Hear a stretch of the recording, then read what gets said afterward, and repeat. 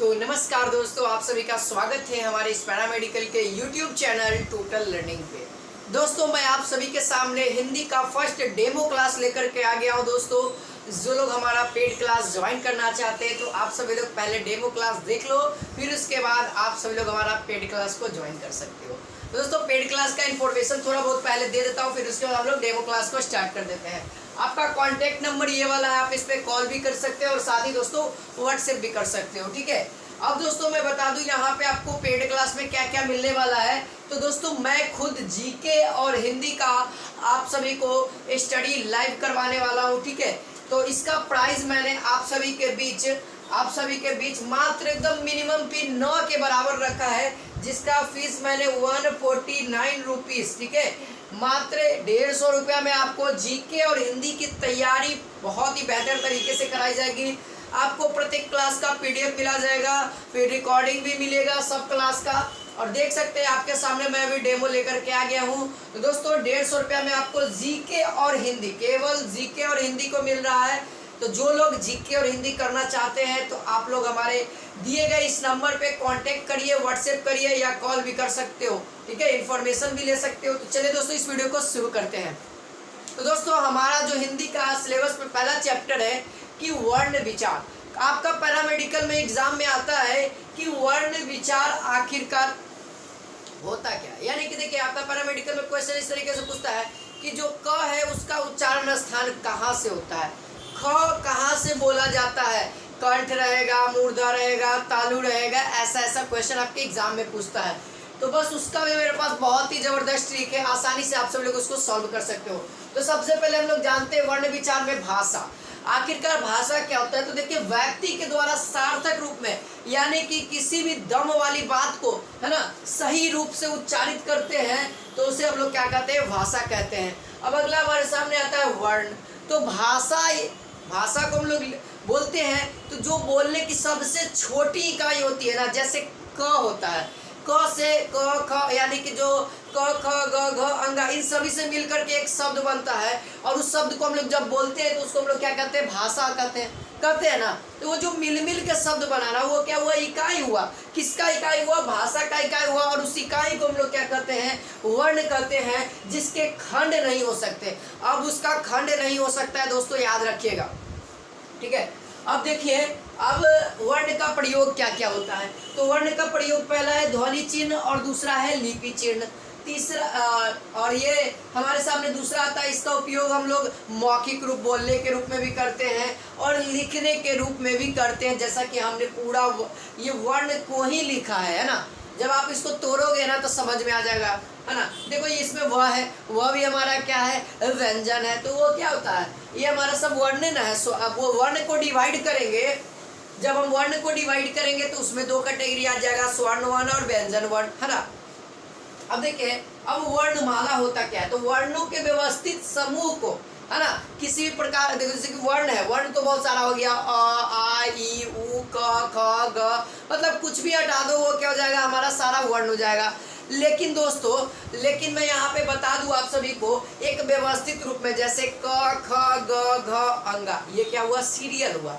च छ ज झ इया, ये सब क्या हुआ? व्यवस्थित क्या हुआ? व्यंजन हुआ। तो वही हम लोग क्या कहेंगे? इसको वर्णमाला कहेंगे। अब देखिए, अब हम लोग पढ़ते हैं कि जो वर्ण है उसका टाइप्स कितना होता है। तो दोस्तों, वर्ण का 2 टाइप्स होता है। कितना टाइप्स होता है? 2 टाइप्स होता है। आपके एग्जाम में पूछता है कि वर्ण के कितने प्रकार है? 2 3 4 5। तो बहुत ही आसान सवाल है, 2 होता है। पहला नंबर पे आ जाता है हमारे सामने स्वर्ण वर्ण, दूसरा नंबर पे आ जाता है व्यंजन वर्ण। तो हम लोग सबसे पहले स्वर्ण वर्ण की बात करते हैं। आपके सामने पूरा डिटेल लिखा हुआ है। ठीक है, जिन ध्वनियों का उच्चारण के समय, यानी कि वैसी ध्वनि या वर्ण जिसका हम लोग उच्चारण कर रहे हैं, तो उच्चारण करते समय बिना रुकावट के, मतलब कि जब भी हम लोग कोई वर्ड बोलते हैं तो मुख से क्या होती है? हवा निकलती है। अब वो जो हवा निकलती है तो किसी भी प्रकार का रुकावट नहीं करेगा। हमारे यहाँ से जो हवा निकलेगी इससे किसी भी प्रकार का रुकावट नहीं पैदा करता है, तो वो हमारा क्या हुआ? स्वर्ण वर्ण हुआ। ठीक है, अब रुकावट पैदा कर दिया तो वो हमारा क्या हो जाएगा? व्यंजन वर्ण हो जाएगा। ठीक है, अब देखिए, अब आपके एग्जाम में आता है कि स्वर्ण वर्ण की संख्या कितनी होती है। किन्हीं को पता है तो कमेंट में जरूर बताइएगा। वो संख्या कितनी होती है दोस्तों, तो वो होती है 11। टोटल संख्या 11 होती है। बट यदि दोस्तों आपको मात्राओं की संख्या कहे तो आपको 10 मानना है, क्योंकि अ का कोई भी मात्रा नहीं होता है दोस्तों। ये जो अ है ना, इसका कोई भी मात्रा नहीं होता, लेकिन ई का मात्रा होता है, दीर्घ ई का मात्रा होता है, अ का मात्रा होता है, उ का मात्रा होता है, लेकिन अ का किसी भी प्रकार का मात्रा यहाँ पे नहीं होता है। अब देखिए, अब हम लोग जानते हैं स्वर वर्ण को तो पढ़ लिए, अब स्वर वर्ण के टाइप्स को भी जान लेते हैं थोड़ा बहुत है। इसका दो टाइप से, पहला कहता है ह्रस्व स्वर और दूसरा कहता है दीर्घ स्वर। ह्रस्व यानी कि छोटा, दीर्घ यानी कि बड़ा। अब जब छोटा को बुलाएंगे तो छोटे जैसा काम करेगा, यानी कि कम काम करेगा। बड़ा आदमी को बुलाएंगे तो बड़ा जैसा काम करेगा, बहुत ज्यादा काम करेगा। तो यदि हम छोटका को बुलाते हैं तो यहाँ पे कहता है जिस स्वर के उच्चारण में एक मात्र का समय लगता हो, यानी कि बहुत ही कम समय लगता हो, तो उसे हम लोग क्या कहेंगे, ह्रस्व स्वर कहेंगे। ह्रस्व स्वर कहेंगे यानी छोटा छोटे जैसा काम किया, कम काम करेगा। देखिए छोटा क्या करेगा, कम काम करेगा, जल्दी थक जाएगा, यानी कि कम समय लेगा, एक मात्र का समय लेगा। तो इसमें कौन कौन से आ जाते हैं, तो अ ई उ री, ठीक है। इसको जब आप लोग बोलिएगा तो तुरंत तुरंत बोला जाएगा। और ये अगर आपको एग्जाम में पूछ दे ह्रस्व स्वर की संख्या कितनी होती है, ह्रस्व स्वर की संख्या कितनी होती है, पैरामेडिकल के एग्जाम में पूछे तो दोस्तों आपको बता दूं, आप लोग को मारना है क्या, 4। 1 2 3 4, 4 गो ह्रस्व स्वर होता है, ठीक है, तो याद रखिएगा। अब वही हम लोग बात कर लेते हैं दीर्घ स्वर के बारे में। तो देखिए यहाँ पे कहता है जिस स्वर के उच्चारण में ह्रस्व स्वर से दुगुना समय लगे, यानी मोटा मोटी हम लोग कह सकते हैं कि ह्रस्व स्वर से क्या ज्यादा समय लगे। ह्रस्व स्वर में एक मात्र का समय लग रहा तो इसमें 2 मात्र का लगेगा, 3 मात्र का लगे, मतलब ह्रस्व स्वर से ज्यादा लगे तो हम लोग उसको क्या कहेंगे, दीर्घ स्वर कहेंगे। ऑलरेडी बात है, बड़का आदमी रहेगा, ज्यादा काम करेगा, समय भी ज्यादा लेगा। तो यहाँ पे क्या हो जाएगा, अ ई दीर्घ ए ओ औ। यहाँ पे टोटल कितने हो गए, 7 हो गए। अब आपके एग्जाम में पूछेगा दीर्घ स्वर की संख्या कितनी होती है भैया, तो याद रखना कितनी होती है, 7 होती है। कितनी होती है, 7 होती है।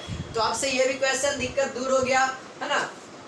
तो दोस्तों आई होप आप सभी को डेमो क्लास अच्छा लगा होगा। इसी तरीके से हम लोग व्यंजन को भी करेंगे, जहाँ पे आपको मैं बताऊंगा कि क से लेकर के कवर्ग, जैसे कि कवर्ग होता है ना, कहाँ पे लिखे, हाँ यहाँ पे देख लो, यहाँ पे कवर्ग होता है, चवर्ग होता है, इन सभी का उच्चारण स्थान कहाँ से, तो कवर्ग का हो जाएगा कहाँ से, कंठ से। यहाँ से ऊपर की ओर बढ़ते चलिए और इसमें नीचे की ओर बढ़ते चलिए, उसका भी आप लोग पेड क्लास में उसको अच्छे तरीके से बताया जाएगा। तो दोस्तों आप लोग कमेंट करके जरूर बताइएगा कि आपको ये वीडियो कैसा लगा। और साथ ही दोस्तों आप लोगों के लिए मैं ये ऑफर लेकर के आ गया हूँ, जो लोग जीके और हिंदी का कोर्स करना चाहते हैं, मात्र 150 रुपये में दोस्तों आपको कर दिया जाएगा, PDF भी दिया जाएगा और बढ़िया से समझाया जाएगा हिंदी और इंग्लिश को।